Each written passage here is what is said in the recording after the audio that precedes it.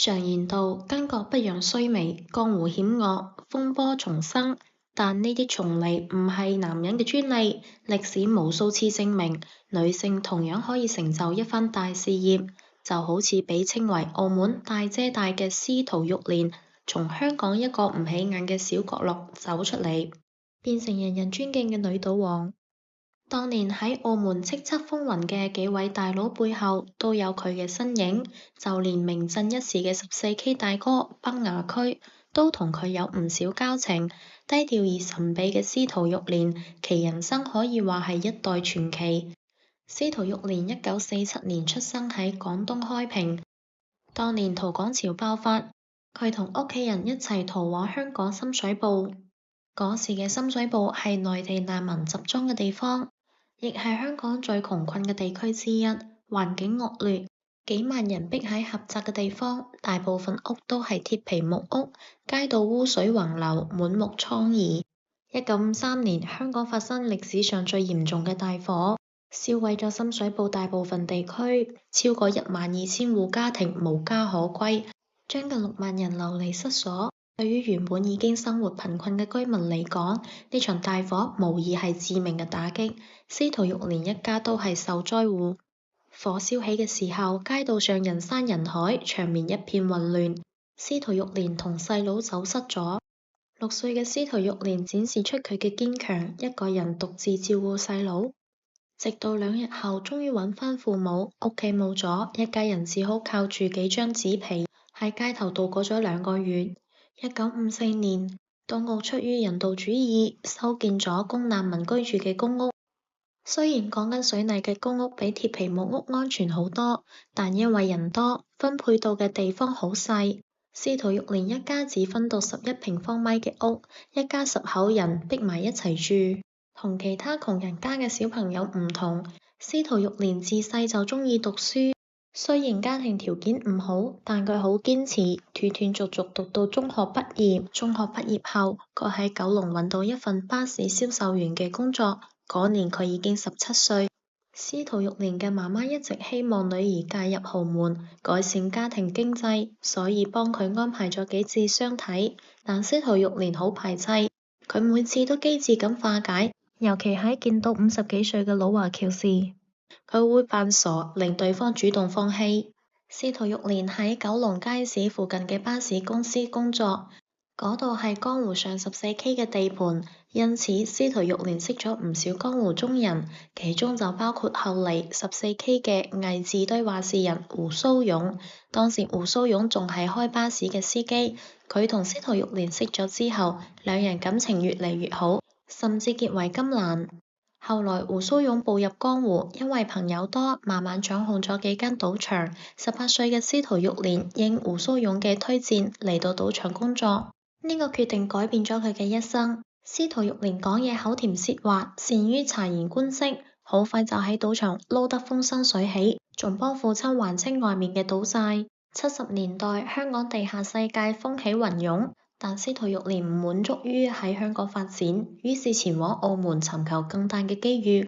嗰時佢仲未到30歲，只身闖入澳門賭界，呢份勇氣令人佩服。初到澳門，呢個野心勃勃、敢作敢為嘅女子就俾賭王何鴻燊睇中，成為佢麾下嘅一員幹將。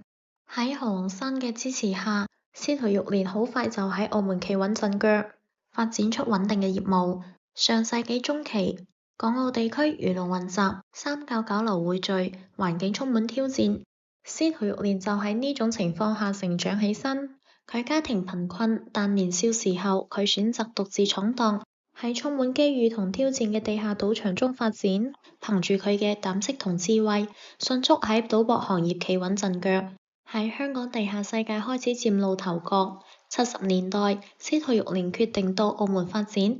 當時澳門賭博行業風氣未艾，對於敢於冒險嘅人而言，呢度充滿無限機遇。賭王何鴻燊見到佢嘅潛力，邀請佢加入旗下，從此司徒玉蓮成為賭王手下嘅重要幹將。後來胡蘇勇同大圈幫火拼，將大圈幫擊敗，從此揚名江湖，成為14K 嘅偽字堆話事人，地位超然。胡鬚勇成名之後，亦冇忘記二妹司徒玉蓮，佢攞出3萬蚊同司徒玉蓮合夥開咗間賭場。司徒玉蓮憑住胡鬚勇嘅人脈，加上自己嘅管理才能，將賭場打理得井井有條，生意蒸蒸日上。後來佢仲開設咗一間放貸公司，利息高昂，有時甚至比賭場仲賺得多。喺江湖上，司徒玉蓮同胡鬚勇嘅名聲越嚟越大，佢亦越嚟越有錢，喺屋企嘅地位水漲船高。媽媽冇再強迫佢同老華僑相睇。後來佢認識咗吳偉，一個富八代，兩人再入愛河。司徒玉蓮亦與母親所願，嫁入豪門。呢段婚姻冇帶嚟佢想象中嘅幸福，家婆嫌棄佢出身貧民窟，佢百依百順都冇辦法討好家婆。結婚4年，生咗2男1女，但婆媳矛盾越嚟越深，最終吳偉夾喺母親同妻子之間無法處理好，導致家庭破裂。離婚後，司徒玉蓮堅持帶走3個仔，為咗避免前夫一家嘅糾纏，佢帶住細路離開香港，嚟到澳門落腳。70年代末，司徒玉蓮憑住胡鬚勇嘅關係，進入賭王何鴻燊手下工作。佢憑住豐富嘅賭場管理經驗，成為何鴻燊嘅得力助手，甚至成為左右手。喺工作上，司徒玉蓮識咗街市委吳偉，佢比司徒玉蓮大9歲，早年喺香港做豬肉檔，後來加入社團，因為同人爭吵捅咗對方一刀，逃到菲律賓，並喺菲律賓開設賭場，經營得有聲有色。最終被何鴻燊邀請嚟澳門幫手。司徒玉蓮同吳偉同樣出身貧困，兩人一拍即合，擦出愛情火花。結婚之後，仲合夥做房地產，賺到盆滿缽滿，被江湖人稱神雕俠侶。婚後，吳偉住喺司徒玉蓮嘅別墅，但曾老闆嘅3個仔好唔中意呢個繼父，甚至厭惡佢。呢段矛盾為兩人嘅再次離婚埋下咗伏筆。1988年，賭王何鴻燊放棄咗包廳制，司徒玉蓮同吳偉承包咗一間賭廳，利用疊碼仔制度，業績從原本每月200-300萬增長到幾億。司徒玉蓮亦因此被稱為澳門女賭王。隨住司徒玉蓮生意越做越大，吳偉心裏始終唔滿意自己喺江湖中嘅地位，佢暗地裏扶持另一股勢力崩牙區，並且開設咗另一間賭場，偷走咗同司徒玉蓮共同經營賭廳嘅客源。1989年，司徒玉蓮接到一個電話，跟住指示嚟到酒店房間，結果撞破吳偉同佢閨蜜嘅曖昧，兩人因此決裂。1992年，司徒玉蓮進軍內地，聯合香港華潤集團，投資4億建設白楊泉溫泉城，仲開設咗基斯廳娛樂城。但喺1997年，基斯廳娛樂城因非法經營而被查封，導致項目擱置。90年代，司徒玉蓮計劃喺內地雄安新區投資建設度假村，但因為涉及賭博業務，最終被查處。呢個係佢順風順水嘅人生中少數嘅失敗經歷之一。1998年，澳門江湖大佬崩牙區落網，吳偉亦退出江湖。司徒玉蓮使咗6000萬買咗隻賭船，事業達到頂峰，坐擁100億資產，擁有10幾間上市公司。然而，司徒玉蓮晚年卻俾自己3個仔掏空公司，財產被轉移，最終佢唯有將自己啲細路送上法庭。2012年，司徒玉蓮接受洗禮成為基督教，開始積極參與公益活動，但晚年生活依然孤獨。2016年，好友胡鬚勇去世，司徒玉蓮喺靈前悲痛不已，選擇戴上墨鏡，冇人睇到佢嘅眼淚。